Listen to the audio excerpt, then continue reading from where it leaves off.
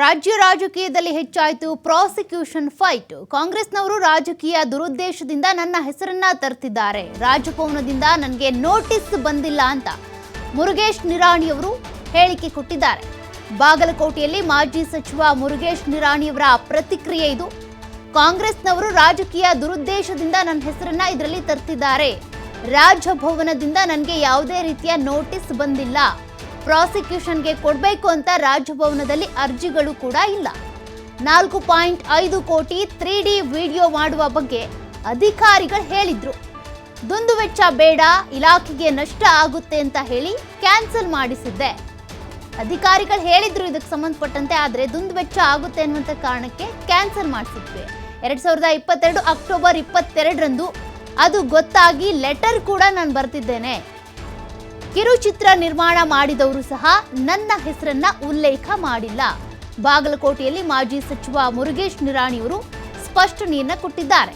ಈಗಾಗಲೇ ಕಾಂಗ್ರೆಸ್ನ ನಾಯಕರು ಪ್ರತಿ ಬಾರಿ ಕೂಡ ಸಿಎಂ ಸಿದ್ದರಾಮಯ್ಯ ವಿರುದ್ಧ ಪ್ರಾಸಿಕ್ಯೂಷನ್ಗೆ ಅನುಮತಿ ಕೊಟ್ಟಿರುವಂತಹ ವಿಚಾರವನ್ನ ಇಟ್ಕೊಂಡು ಬಿಜೆಪಿಯ ನಾಯಕರ ವಿರುದ್ಧ ಯಾಕೆ ಪ್ರಾಸಿಕ್ಯೂಷನ್ ಕೊಡ್ತಿಲ್ಲ ಅಂತ ಪ್ರಶ್ನೆ ಮಾಡ್ತಿದ್ರು. ಆ ಒಂದು ಲಿಸ್ಟ್ನಲ್ಲಿ ಮುರುಗೇಶ್ ನಿರಾಣಿಯವರ ಹೆಸರು ಕೂಡ ತೆಳುಕು ಹಾಕೊಳ್ತಾ ಇತ್ತಲ್ಲ. ಮುರುಗೇಶ್ ನಿರಾಣಿಯವರು ಈಗ ಅದಕ್ಕೆ ಸಂಬಂಧಪಟ್ಟಂತೆ ಸ್ಪಷ್ಟನೆ ಕೊಟ್ಟಿದ್ದಾರೆ. ನನ್ನ ಹೆಸರಿನಲ್ಲಿ ಯಾವುದೇ ನೋಟಿಸ್ ಬಂದಿಲ್ಲ, ಇದಕ್ಕೂ ನನಗೂ ಸಂಬಂಧ ಇಲ್ಲ, ರಾಜಭವನದಲ್ಲಿ ನನ್ನ ವಿರುದ್ಧ ಯಾವ ಅರ್ಜಿ ಕೂಡ ಇಲ್ಲ ಅಂತ ಹೇಳಿದ್ದಾರೆ. ಬಿಜೆಪಿಯ 4 ಸಚಿವರ ಮೇಲೆ ಪ್ರಾಸಿಕ್ಯೂಷನ್ ಮಾಡಬೇಕು ಅನ್ನುವಂಥದ್ದು ಕಾಂಗ್ರೆಸ್ನವರು ಒತ್ತಾಯ ಮಾಡ್ತಿರುವಂಥದ್ದನ್ನ ನಾನು ಟಿವಿಯಲ್ಲಿ ನೋಡ್ತಾ ಇದ್ದೆ. ಕಳೆದ 10 ದಿವಸಗಳಿಂದ ನಾನು ಬೇರೆ ದೇಶದಲ್ಲಿ ಪ್ರವಾಸದಲ್ಲಿದ್ದರಿಂದ ಪ್ರೆಸ್ ಮೀಟ್ ಮಾಡಿ ವಿವರಣೆ ಕೊಡ್ಲಿಕ್ಕೆ ಆಗಲಿಲ್ಲ.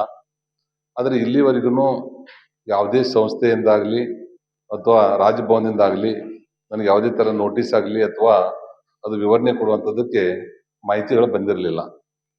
ಈಗಾಗಲೇ ನಿನ್ನೆ ದಿವಸ ಈ 4 ಜನರ ಮೇಲೆ ಯಾವುದೇ ಕೇಸ್ಗಳು ಯಾರೂ ನಮ್ಮ ಕಡೆ ಬಂದಿಲ್ಲ. ಸ್ಪಷ್ಟೀಕರಣ RTIದಲ್ಲೇ ಕೊಟ್ಟಿರೋದ್ರಿಂದ RTI ಕಾಪಿನೂ ಸಹಿತ ಕೋರ್ಟಿಗೆ ಜಮಾ ಮಾಡಿದ್ದಾರೆ.